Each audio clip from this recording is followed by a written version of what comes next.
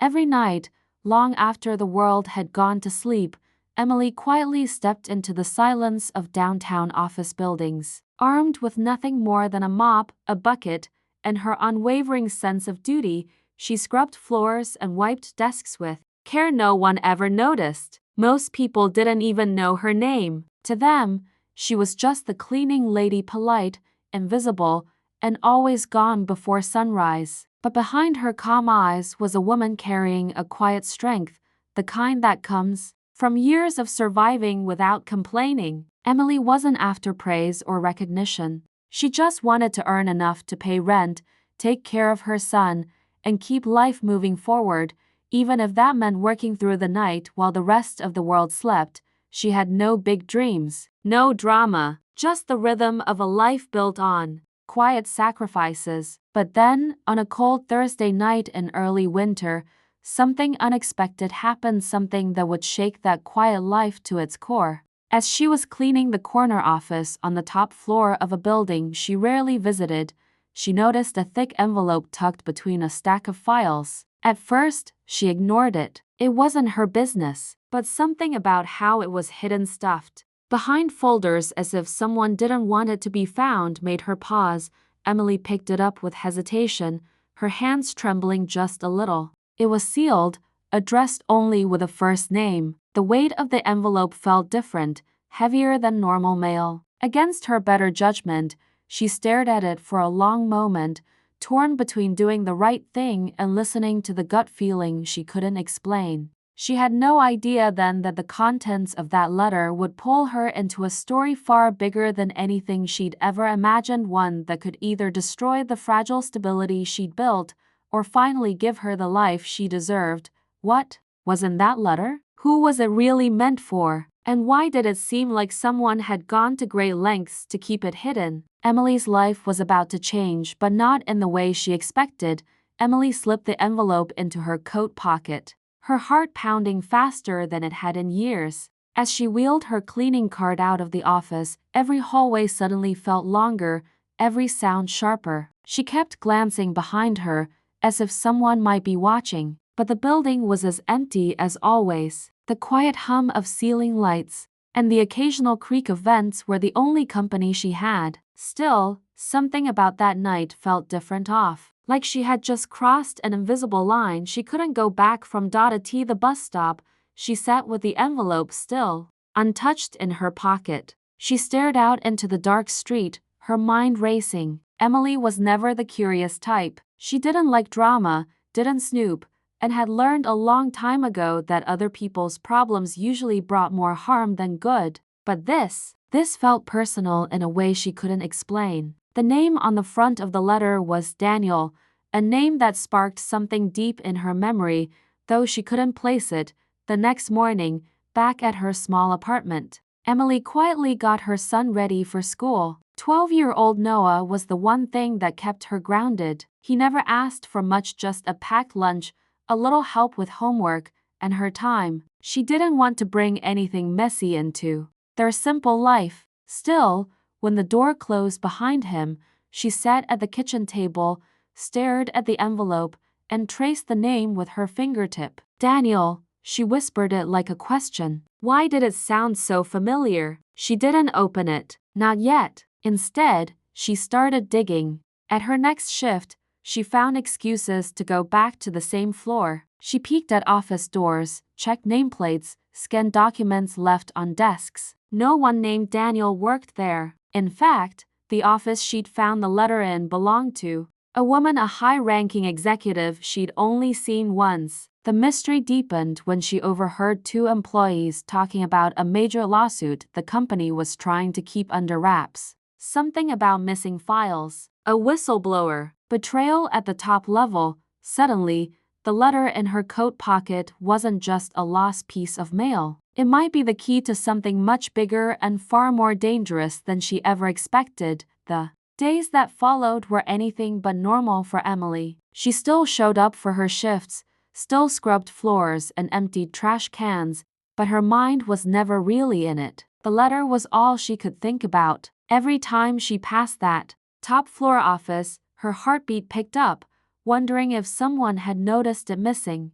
No one said anything, but she began to feel eyes on her, like a presence lingering just outside her view. She told herself it was her imagination, but deep down, she wasn't so sure. At home, things started shifting too. Noah noticed she was distracted, but he didn't push. He'd grown up fast, sensing things adults tried to hide. "You okay, Mom?" he asked one night, watching her stare blankly at her untouched tea. She forced a smile and nodded, but her hand kept going to her coat pocket, where the envelope remained sealed. Something was holding her back. It wasn't just fear, it was the feeling that opening that letter would mean stepping into something irreversible. One night, after a long shift, she finally opened it.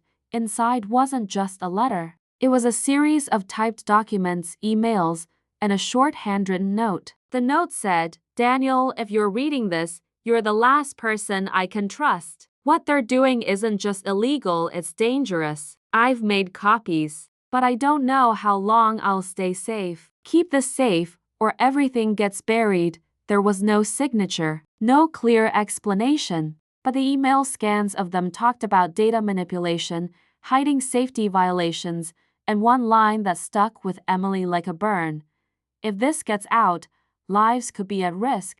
That changed everything.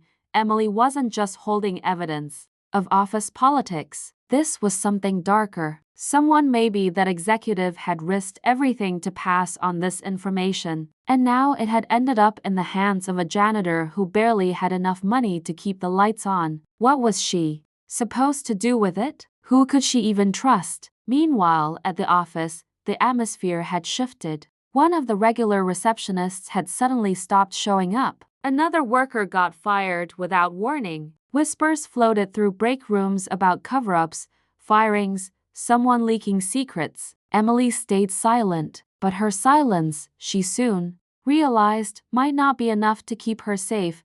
Emily started sleeping with the letter hidden under a loose floorboard in her bedroom, wrapped in plastic and covered by an old rug. She didn't know who to give it to or how deep this thing really went, but something told her that if the wrong people knew she had it, she'd be in danger. Still, the more she stayed quiet, the more the walls around her began to close in. At work, people she'd known for years were suddenly acting strange, avoiding eye contact, whispering when she walked by. One night, as she was leaving, she noticed her locker had been opened. Nothing was taken, but someone had definitely been inside.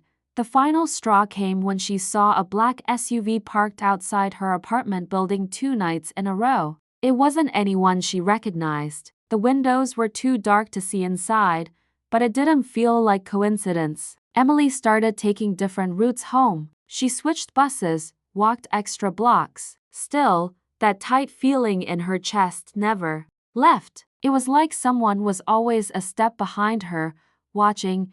Meanwhile, Noah started asking more questions. "Why don't you sleep much anymore?" he asked quietly. Emily brushed it off, but her fear was getting harder to hide. She wanted to protect him, but she couldn't shake the thought, what if she'd already brought the danger too close? At work, she finally confronted one of the overnight guards she trusted. He was an older man named Ray who'd worked the same shift for nearly a decade. She asked him, in a low voice, if anything strange had been going on lately. He hesitated, then said, "You didn't hear this from me, but someone up top's been asking about the night staff. Something's going on with legal. They're scared of someone talking."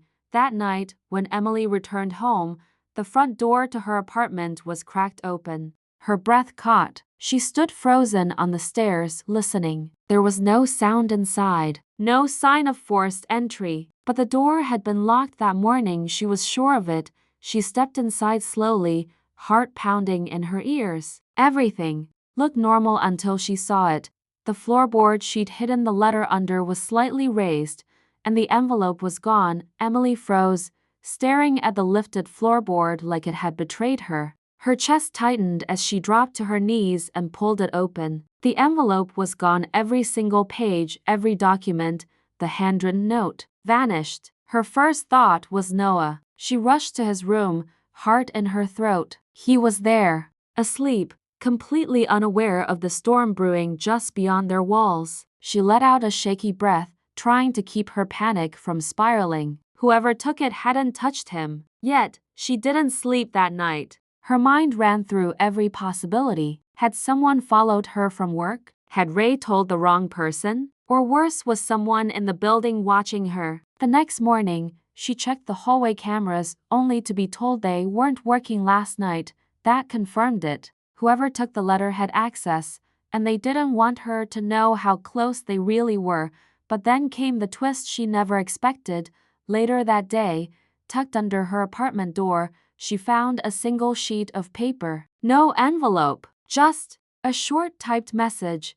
You weren't supposed to see that. Walk away while you still can. That was it. No name, no contact, no explanation. But now she knew someone was watching her, and they wanted her quiet. Emily didn't walk away. Instead, she went back to work like nothing happened, acting normal, even smiling at the same executives who might be behind all of it. But inside, she was burning. Whoever thought they could scare her didn't know what it meant to be a single mom working graveyard shifts just to get by. She lived through worse. But what she didn't know yet was that the real danger wasn't just losing her job or getting threatened. It was what she was about to uncover next. The missing letter wasn't the only copy. Days before she found it, the original sender had backed up the contents on a private server, and someone had just sent her an anonymous text from a blocked number. They took the bait. We're not done yet. That's when Emily realized she wasn't just a witness anymore. She was part of a trap. And things were about to get much more dangerous. Emily stared at the message on her phone, fingers trembling, heart pounding like a war drum. They took the bait. We're not done yet. She didn't know who had sent it, but deep down, she knew this was her only shot to end it for good. With her courage pushed to the edge, she replied with just one word, ready. That night, she met the stranger who had been behind the text. He introduced himself only as Mark, a former IT analyst for the same company Emily cleaned. He looked worn down, like he'd been hiding in shadows for a long time. I saw what they were doing, tried to report it. They tried to erase me instead, he said, sliding a small flash drive across the table at a quiet diner. That envelope you found? It wasn't a mistake. I left it. I just didn't expect it to end up in your hands. Emily swallowed hard, gripping the drive. They broke into my home. They know I've seen it, Mark nodded. That's why we need to act now. Together, they contacted a local investigative journalist known for exposing corporate fraud. Emily met her in a coffee shop 2 towns over and laid it all out, everything she'd seen, what had been stolen, and what was now recovered. The journalist's eyes widened with every detail. This is huge, she whispered. People could go to prison for this. That same week, a special report aired on the local evening news. Hidden violations, data cover-ups, names and faces. Emily watched from her small living room as the company's CEO was placed on leave pending investigation. Lawsuits followed. Federal probes opened. Whistleblowers stepped forward. And just like that, Emily, the invisible woman in the night, became the voice that couldn't be ignored. But just when she thought it was over, another twist came. Noah came home from school with a letter in his backpack, no return address. Just his name. Inside was a single line typed on clean white paper. Your mom made a lot of enemies. Watch your back. Emily felt her blood run cold. The truth had come out. Justice had begun. But somewhere out there, someone still wanted to silence her, and they knew where to find her. Emily sat on the edge of Noah's bed that night, the note clenched tightly in her hand. He was already asleep, unaware of the new warning slipped into his backpack. She watched him breathe, peaceful and safe for now, and realized something important. Fear had followed her for too long. She had spent years living in the background, quietly working hard, avoiding risks, staying invisible. But that chapter was over. Whatever danger still lingered, she wasn't going to run. Not anymore. The next morning, Emily filed a police report and gave them the note. She also forwarded a copy to the journalist, who promised to keep the pressure on. The media attention surrounding the corporate investigation had exploded. Major networks picked up the story. People were calling her brave, a symbol of how even someone with no power could make a difference. She didn't care much about the praise. She just wanted to keep her son safe and get back to some version of a normal life. The company was hit with multiple lawsuits. Several executives stepped down. One was arrested for evidence tampering. The safety violations they'd covered up had affected thousands of workers across the country. Thanks to the documents Emily had helped recover, policies were being changed. Whistleblower protections were tightened. Real reforms started happening not overnight, but enough to matter. As for Emily, she didn't go back to cleaning offices. The journalists she worked with offered her a part-time position helping organize future investigations. It wasn't glamorous, and it didn't pay much more than her old job, but it gave her purpose. Her story continued to inspire others, especially working moms and everyday workers who felt like no one ever listened.